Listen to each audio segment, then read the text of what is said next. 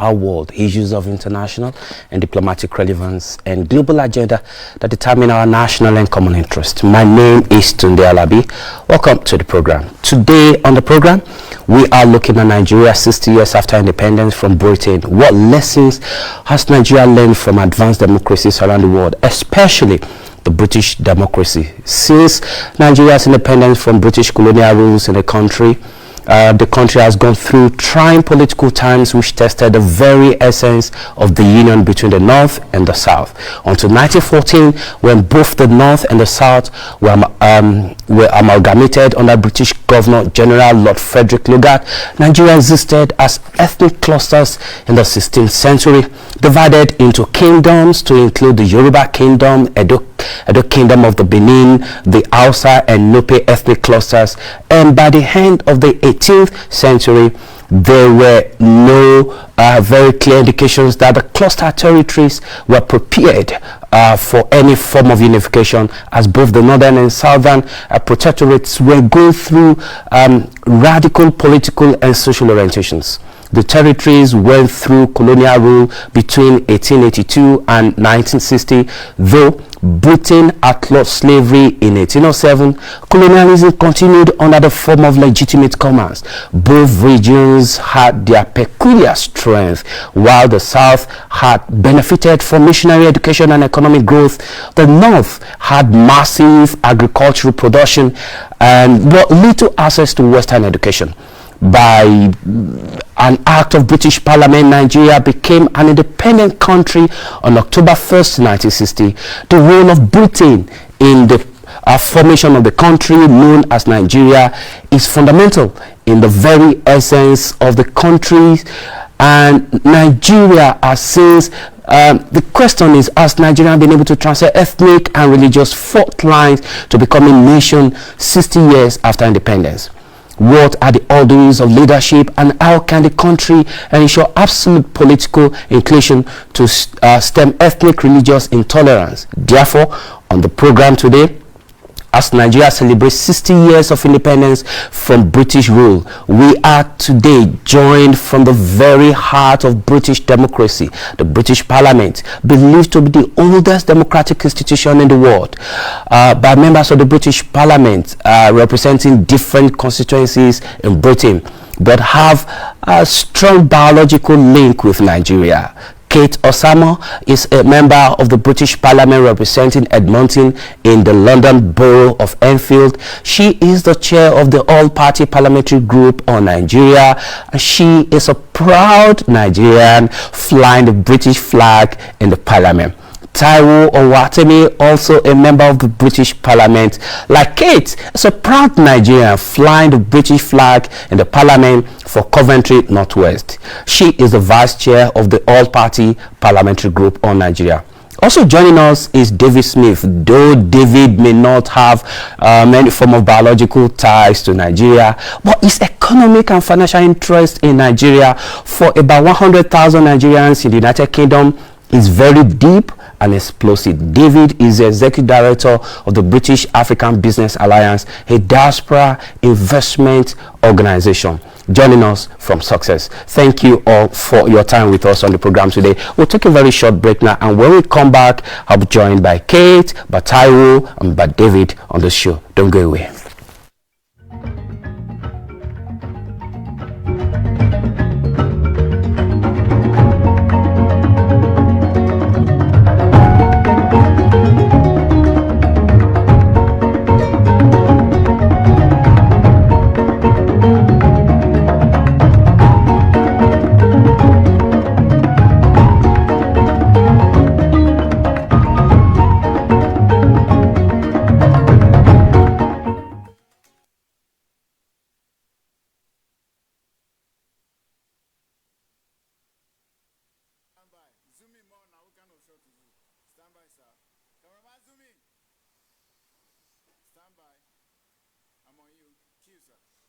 All right, welcome to the program, and you're still watching Global Matters, joining me all the way from the heart of British democracy in Westminster, the British Parliament, are two members of the British Parliament who have very strong biological ties with Nigeria, Kate and Taiwo. Let me start this way. Kate and Taiwo, I'm going to start with Kate first. Let me thank you for taking the time to join us on the program. Kate, let me start with you. Could you share with us your biological association with Nigeria? Let's know a bit of your link to Nigeria. Okay. Thank you so much for inviting me and putting me on the spot. So I'm indebted. My name is Kate Ofunne Osamo. Wow. And yes. And of course I have to know my name. I'm very proud of my heritage. Both my parents were born in Nigeria. My father he's now deceased, was from Ogwashiku. Hopefully I've said that correctly. And my mom is from Okpanam. So both of them are from what we would call the Delta state. And of course I was born in the UK, but I am a proud Nigerian. I was brought up by Nigerian parents. So I've got dual nationality, dual identity. All right, Kate, thank you so much. Good to hear that you know bit of your middle name, the traditional name. Very happy to hear that. Okay, Taiwo, it's your turn now. Tell us a bit of yourself. Thank you so much for having me on today. I'm Taiwo Owatemi. My dad is from Okitipupa, which is in Ondo. Oh. My mum is from Ife, which is in Oshun. But my dad was born in Nigeria, but came to university here, and my mother was born in England. But they both met in Nigeria, which I was born. I go to Nigeria pretty much nearly every year. Wow. My mum makes it. I didn't go this year because of COVID, and last year because of the election. My mum does make it into something that we all have to go. I spend a lot of time in Ife actually when I'm down there, and just to spend time with local people and really see how things are on ground. So Nigeria is somewhere that I visit quite often. And growing up, I spent a lot of time in both countries, so it was a good experience for me. Awesome, good to know. Okitipupa and of course Osun State, Ondo State and Osun State. Happy to hear that, Taiwo. My third guest on the program, David does not have any form of biological, actually shows he doesn't have any form of biological ties to Nigeria, but David had a very strong financial and economic ties to Nigeria through his organization, British African Business Alliance. David. Hello, David. Hello there. Yes, could you tell us? Yes, go on, talk to us. My first link to Nigeria took place 60 years ago. Wow, 60 years ago. Yes, so as a 2-year-old, I was taken to Nigeria. Where? And we started in Ikeja, and we lived in Ibadan, and we lived in Kano as well. And then we settled in that lovely place, Ikoyi. So you are more Nigerian then, adopted? Yeah, well, I was going to say, there is a blood link, but mostly through mosquitoes. Wow. Good to hear that. Good to hear that. I'm pleased to say that I've travelled extensively in Nigeria over the last 10 years. I've been up to Kwara State, to Ilorin. I've been down to Bayelsa, to Yenagoa. I've been to Warri. I've been to Enugu. I've been to Benin. And a lot of that trip I did by car, so I really got to see the inside of Nigeria. Do you have a Nigerian passport? If you don't have, we're going to get you one. Not yet. I am promised one, and I'm on the lookout for the Nigerian princess. All right. Okay, all right. So my next question to you guys, Kate, starting from you. Nigeria had a 60th celebration yesterday. What message do you have for Nigeria? Well, what can I say other than happy 60 years to Nigeria? But we know that Nigeria is older than 60 years. We've come incredibly far, and we must remember how far we have come.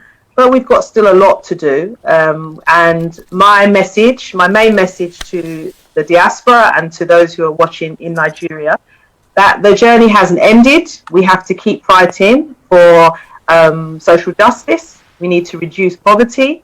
And more importantly, we need to be proud of where we are from and hold that close to our hearts. Because if we don't, others will come and try and destroy that connection that we have with back home. So that's my message. Right. Awesome. Taiwo, your message? Just exactly like Kate said, happy 60th anniversary to Nigeria. I hope that so many people around the world really celebrated this. Now, I am under 30, but, you know, unlike our forefathers, I'm relatively old to the age of the founding forefathers. And I think it's really important that we get more young people involved in politics and involved in the decision-making of Nigeria. But I also think that it's important that we come together regardless of our age, regardless of our ethnicity, and regardless of our backgrounds, ensure that we collectively work together to ensure that Nigeria has the opportunity to be the country which it has the potential to be. And really my aspirations for Nigeria is to really envision what the forefathers wanted, which is a country that has peace, that has good health, good education, good security, community and religious harmony. And that's what I really hope that Nigeria achieves moving forward. Awesome. David, your message? I think it's one definitely of congratulations. And I'm very conscious that in 60 years, a country can only develop so quickly. People have to work through the processes. And the same sort of processes that Nigeria is working through of industrial revolution, we took perhaps 300 years to achieve in the UK. Technology is on your side. And I think that the challenge is the Nigeria of 30 years' time. So Nigeria at 90 will have twice the population that it has now. The median age in Nigeria is about 19. Yeah. And therefore, the emphasis on education, on vocational training, on the development of entrepreneurship is absolutely critical to its democracy. Critical to its democracy. And I would encourage the diaspora specifically, but all Nigerians to reach out in friendship to the trading and business and investment opportunities that exist.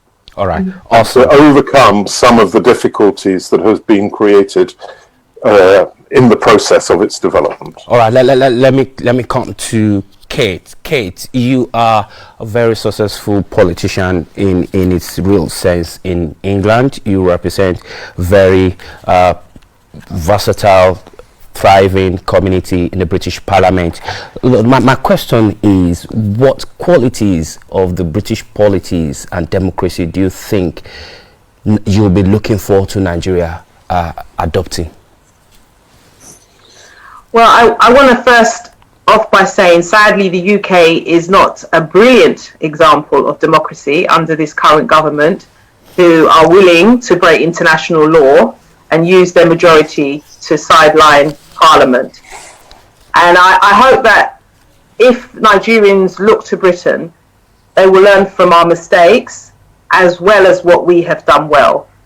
But one of the last things I would like to say on democracy and what we are good at in the UK, at times, sometimes, you know, we still have to get better, is around the issue of press. It's free, you know, it's very, very vital that we have a free press, a press that is allowed to report on issues that sometimes are controversial, and at times, you know, celebrate, sometimes say things, as I said, which are controversial. But I think it's important to focus on a free press, and that is something which I think we can do well, and at times we're not always brilliant at. But we must allow citizens to be critical of press, and more importantly, we must look at where we go wrong in whichever country. So that is one part of democracy I think I would love Nigeria to adopt. 100%. All right, thank you. Free press, and the government should be open to criticism without clamping down on those who do not agree with some of its policies. Taiwo, let me come to you. I'm sure thank God you come to Nigeria almost every year. What are some of those things you seen about Nigeria that you think is not really good for the people, for economic development, for social development, that you think Nigeria needs to change? I think the main issue is the culture of corruption. The culture of corruption and the way that that's entrenched in the wider national culture.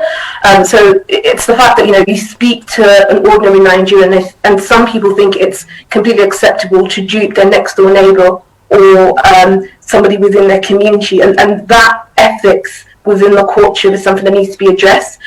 In order for Nigeria to truly work together, and the community has to stay together, and people have to be able to understand that their actions have consequences on the country. And so, for me, I think it's important for us to address the culture of corruption that is embedded within Nigeria as a country. And I think that the only way Nigeria can truly do this is by looking to the next generation, so looking into Nigeria's education system, primary and secondary school education system, and seeing what they can do to ensure that the next generation are brought up in the original values of the country. I also think it's important that we start looking at what the next generation is exposed to. So looking at TV, looking at online, and making sure that things are age appropriate, and really ensuring that actually people are only exposed to what they should expose to that's appropriate to what they can understand. And so that means promoting a healthy lifestyle, ensuring that good body image is what people see on TV, that we're not glamorizing crime, that we're not glamorizing fraud, we're not glamorizing violence. And I guess another issue, which I guess we all experience when we go to Nigeria, is the insecurity, crime, violence, and that affects our lives. And this is also affecting the country's ability to truly develop, because no organization and no country is willing to invest unless there's stability. So I really would say that the government really needs to look into ensuring that the country is more stable and they address some of these issues. Awesome. Thank you so much, Taiwo. You're concerned about the issue of culture of corruption in Nigeria. You want the system, the government, to deal with the issue of corruption, deal with insecurity, and of course violence and crime should be eradicated from our system. David, you are a businessman. You stand in a gap for several Nigerians, many Nigerians in the United Kingdom. You've been coming to Nigeria in the last 60 years. David, tell us, as a businessman, as an investor, what are those things you'll be looking forward to seeing in Nigeria? I think the priority for me and for the country has to be a reduction in the polarization. The polarization I would describe as major international companies on one side and subsistence farming on the other side. A country of what's going to be 400 million people cannot exist on a economic structure of that type. What has to happen? Sized enterprise sector has to be developed. This is something that needs to happen really very quickly, because you will not get stability in government unless you have stability in economy. And if people aren't earning the wages because they don't have the jobs, they will be a significant contribution to unrest. All of these issues are proven in history, but I think what Nigeria has to contend with is the influence of social media. I saw recently a map of Facebook users in Africa, and it is quite incredible how many people are now able to see the Nigerians driving cars in the UK, living in houses in UK, going to parties in UK, and recognizing that that is potentially a route to wealth for them. When you say to them, pay £2 for an avocado, they might have second thoughts. And actually what's got to happen is the wealth that is already existing in Nigeria, that is naturally there within the agricultural system, needs to be developed. And I would like to see funds being developed that mobilize diaspora investment, that mobilize international investment into programs that create jobs. So real estate, agriculture, vocational training, the service of the community, absolutely essential. How is it that Nigerian communities exist without so many of the things that we take for granted here in the UK? Someone needs to go set those things up. Awesome. Someone needs to make those jobs happen. Somebody and that would be my wish for the next 5 years. The next 5 years. Thank you so much, David. I've got a couple of minutes more to go on this program. Kate, for members of your constituency who are Nigerians, what message do you have for them? My message to them is, as I said, happy Nigerian independence, whether you're Nigerian or not. I said that at the beginning. My message to all of my constituents, I say this all the time, if you need any support, any assistance, make sure you contact me. I'll use this as an opportunity to plug that my office is still functioning regardless of COVID. But on a very, very serious level, COVID has really attacked the Black and Asian minority communities. So please stay safe during this difficult time. And, hopefully we get through this. We can go back to some normality, whatever that looks like. But thank you so much for allowing me to be on the show as well. All right, thank you so much. Taiwo, I do not many Nigerians you have in Coventry Northwest. You want to tell us? It doesn't appear to be a place Nigerians will really want to come and stay. There was a lot of Nigerians in Coventry. Oh, really? Big Nigerian community in Coventry. Yes, there is. Yes, we have 2 universities, and that means a lot of Nigerians choose to stay after university. Yes, I think Gowon was lived here at a point. If I'm right. Yeah. What's your message for them? I just want to say Happy Independence Day. I hope you've all celebrated it, like I said earlier. Just like Kate said, my office is open, so if you've got any issues, please feel free to contact me. But just also wanted to say that in the past 60 years, Nigeria has achieved a lot. Both the diaspora community and those in Nigeria have made a massive impact on the progress of Nigeria, and you've achieved so much. The diasporas can be seen in leading industries all around the world. I just want to say, keep working hard and keep doing what you're doing, because you're making a massive impact to the Nigerian community, both at home and abroad. So thank you so much for your contribution to the wider community. David, 50 seconds. Very simply, my message is one of unity. And it's not just Nigerian unity, it's not just United Kingdom unity, it's world global unity. We need to take the technology that we have. We need to mobilize the expertise that exists both in the diaspora and in the international community to break the back of the problems that are holding Nigeria and many other countries back. If we allow people to go alone and go fast, many people will suffer. We need to bring people together, and I commend your program and the other people on the program today for their comments on bringing people together.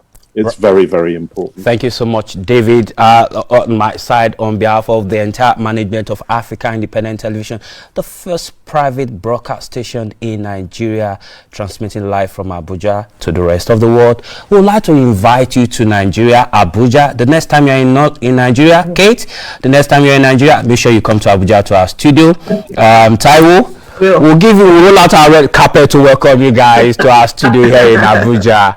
All right, thank you so much for taking the time out to join us on the program today. We look forward to having you on the program again very soon. All right, thank you. Thank you. Thank you so much. All right, happy Independence Day to Nigerians wherever you are. So far we can go on the program today. Keep enjoying yourself, keep safe, and don't forget there's still COVID out there. Enjoy the rest of your week. Bye.